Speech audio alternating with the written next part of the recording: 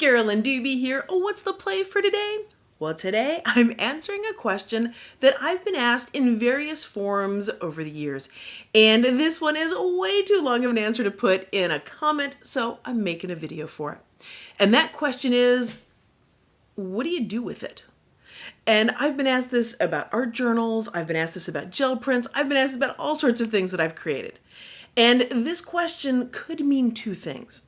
One of them means, what do you do with it? How do you use it? What is the next step? And then there's the other question that could be, which is, what's the point? Why make this? What's the purpose of doing this? And that's the question that I'm going to be answering in this video.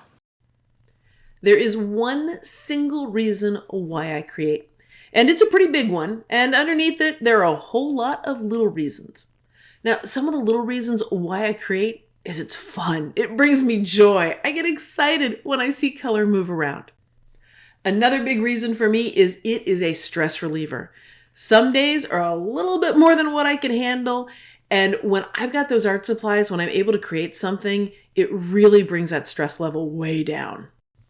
And related to that stress reduction thing, sometimes there's some feelings that I really need to process, I need to understand. And when I'm creating, things just are a lot clearer in my head. This is also my way of meditating. I don't sit there cross-legged on the floor saying Om. I grab my art supplies and I play. When I get into that flow state, when I've lost a sense of time, that is the meditative process for me. It's so restorative. It just rejuvenates my soul. Then there's the rush of exploring and experimenting and seeing how things will look. Not sure if it's going to turn out because sometimes it really doesn't. And so that rush, that's exciting. So depending on when you ask me the question as to why I create, you'll get a different answer. I mean, it changes like the wind blows. But those are the little reasons. Those are constantly changing, and it's a different one as to why I picked up the paint in that moment. But the big reason, the one reason, the umbrella that's over it all is that I get to be my complete self. My whole complete, all the facets, aspects of me can be in that space. And not only be in that space, but be completely accepted. So the bruised parts of me, the strong parts of me, the playful parts of me, the childish parts of me, the serious parts of me, they're all welcome there. And that's why it was so effective when my family would banish me to my art studio, when they'd say I needed to go spend some time creating because I was either getting really cranky, I was super stressed, and I didn't see that I needed that. But they could see that. And so after I'd go and play with my art supplies for a little bit, I'd come back as the person I actually want to be, the way I want to show up in the world. Why any one individual creates art is personal. And for that reason, there is no right or wrong answer to this. So here in this video, you've seen why I create. And what about you? What are your reasons for creating? Well, I hope you'll share your answer down below in the comments, because by doing that, when you know why it is you're creating and sharing that information, that helps spark something in others, especially those that are looking to explore and understand their creativity further. And if you'd like to know more reasons why people create, check out my blog over at acolorfuljourney.com.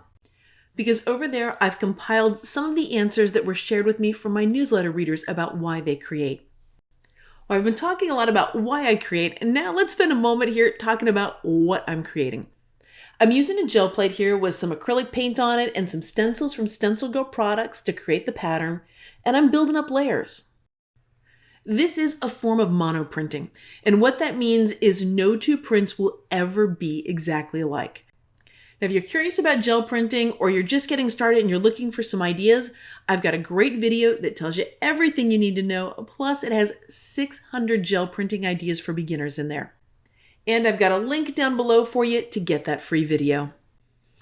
Now, because you've been watching this video, you know that the process is what's so important to me, getting that time to be creative.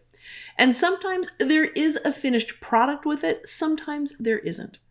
And in this case, there is a finished product. These are envelopes that I'm adding some pattern onto, just so that they aren't as plain going out in the mail.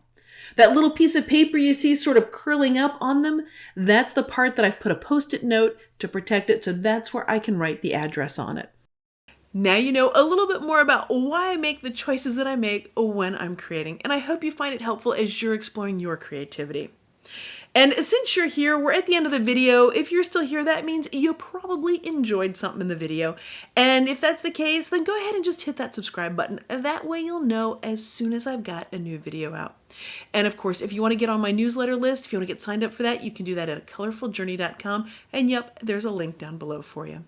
Thanks so much for letting me be a part of your colorful journey.